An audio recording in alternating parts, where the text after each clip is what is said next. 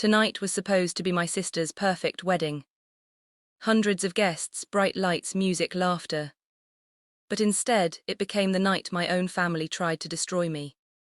In front of everyone, my parents and my sister put my name on a giant screen and called me the family disgrace. The entire room burst into laughter. They thought I would sit there silently, humiliated. What they didn't know was that I had already planned something. Because while they were laughing at me, I was about to send one text message. And that single message was about to turn their perfect wedding. The wedding hall glittered with golden lights, soft music, and hundreds of smiling faces. It was supposed to be the happiest night of my sister Isabella's life. For everyone else, it probably was. But for me, it was the night my own family tried to destroy me. My name is Gabriela. I'm 28 years old, and for as long as I can remember, I was always the problem child of the family. At least that's what my parents liked to tell everyone. Growing up, my older sister Isabella was the perfect daughter. Perfect grades, perfect friends, perfect life. And me. I was the one who asked questions. The one who refused to follow the exact path my parents had planned for me. The one who moved out early and built my own life without their support. To them, that made me a disgrace. For years, the comments were small but constant. Why can't you be more like Isabella? She's always embarrassing us. Gabriela never listens. Family gatherings were always the same. Smiles for everyone else, criticism for me. Eventually, I stopped arguing. I stopped defending myself. I simply stayed quiet. But nothing prepared me for what they planned at that wedding. The invitation arrived 2 months earlier. My mother called me personally. "Gabriela, it would mean a lot if you came," she said softly. Her voice sounded unusually kind. Too kind. But despite everything, Isabella was still my sister. And somewhere deep down, I hoped that maybe this wedding could be different. Maybe it would be a chance to start fresh. Maybe we could act like a normal family. So I bought a dress. I cleared my schedule. And on the night of the wedding, I walked into that ballroom with cautious hope. That was my first mistake. The hall was massive and beautifully decorated. Crystal chandeliers hung from the ceiling, reflecting soft golden light across the room. White roses covered every table. A giant screen stood behind the stage, showing photos of Isabella and her fiancé. Guests laughed and talked while waiters carried trays of champagne. When I walked inside, a few relatives noticed me immediately. Whispers started. Some people looked curious, others looked amused. I ignored them and walked toward my parents' table. My mother glanced at me and forced a tight smile. "Oh, you actually came." Not exactly the warm welcome I expected. My father barely looked up from his drink. "Try not to cause a scene tonight," he muttered. Cause a scene. I hadn't even spoken yet. Still, I stayed calm. I sat down quietly and watched the celebration begin. Music played, people danced, guests congratulated the bride and groom. For a moment, everything seemed normal. But then the speeches began.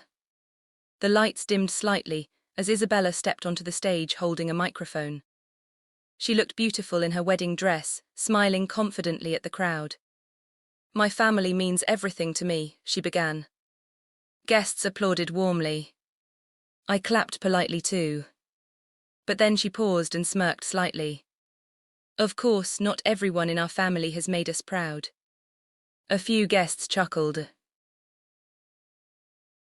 My stomach tightened. She continued. "Sometimes there's always one person who brings embarrassment to everyone else." People started glancing around the room. I knew exactly where this was going. And then the giant screen behind her lit up. At first I thought it was another photo. But it wasn't. It was a single slide. With one sentence. My name's. In massive letters. The entire room erupted in laughter. Hundreds of people laughing at once. Some guests even pointed at me. My chest felt tight as I looked around the hall. I turned toward my parents. They were smiling. Actually smiling. My father leaned back in his chair and said loudly enough for several tables to hear. "Well, at least we're honest tonight." More laughter. My mother sighed dramatically. "She's always been like this, always disappointing us." For a moment, I felt like I was 15 again, standing alone while my entire family blamed me for everything. The humiliation burned through me. But then something changed. Because my family had made one huge mistake.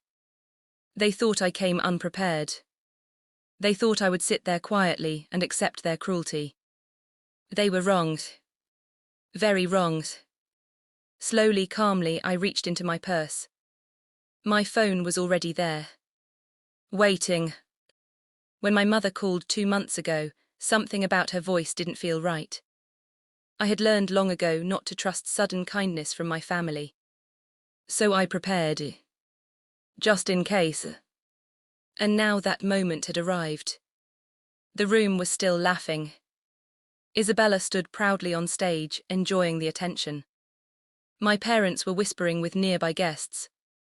I unlocked my phone, opened a message, and typed one word. Begin. Then I pressed send. At first nothing happened. The laughter continued.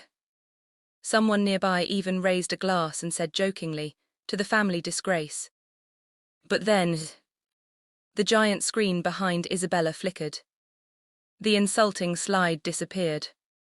A new video began to load. Guests stopped talking as the screen changed. Isabella frowned and turned around. "What's going on?" The video started playing. And suddenly, no one was laughing anymore. The footage showed private conversations. Recordings of my parents and sister speaking when they thought no one else could hear. They mocked relatives. They laughed about manipulating family members. They even talked about inviting certain guests only for expensive wedding gifts. One clip showed Isabella joking about humiliating me at the wedding. The room went silent. Completely silent. Gasps spread across the hall. Guests exchanged shocked looks. My father stood up quickly. "Turn it off," he shouted. But it was too late. Everyone had already seen enough. The perfect image of our family was gone. Isabella rushed toward the stage manager, panicking. "Stop the video." But the final clip had already begun. In it, my sister laughed and said, "Gabriela will never see it coming." The video ended. No music. No laughter. Just silence. Hundreds of guests staring in shock. Slowly, I stood up from my chair. For the first time that night, every single person in the room looked at me without laughing. Isabella turned toward me furious. "Who did this?" I calmly raised my phone. "I did." The tension in the room was overwhelming. My parents stared at me like strangers.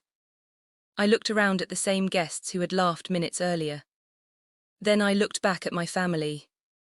"You wanted everyone to know who the disgrace was," I said quietly. "Well's now they know." No one said a word. Not my parents. Not Isabella. Not the guests. For the first time in my life, my family had absolutely nothing to say. And that night I realized something important. Sometimes revenge isn't about anger. Sometimes it isn't about shouting. Sometimes the most powerful revenge is simply telling the truth.